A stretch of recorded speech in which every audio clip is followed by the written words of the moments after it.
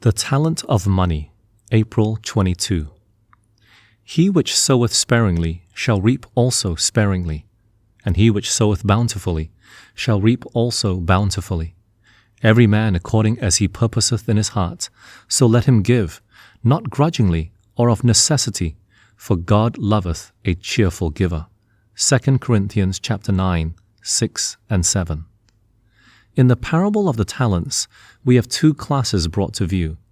One class is represented by the diligent servant, and the other by the wicked and slothful servant.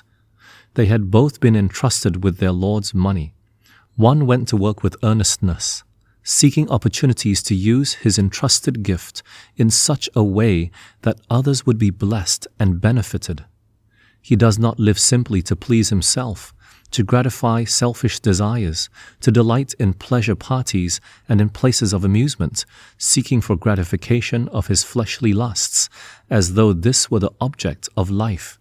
But he thinks soberly and remembers that his religious life is short.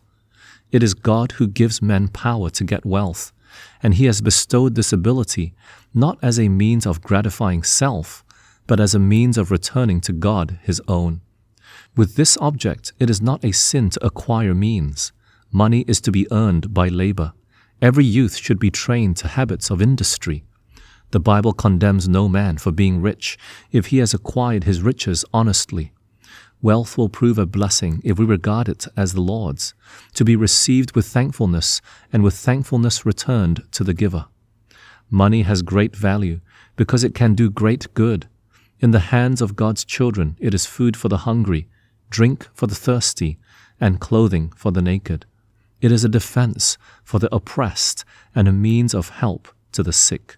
But money is of no more value than sand, only as it is put to use in providing for the necessities of life, in blessing others, and advancing the cause of Christ.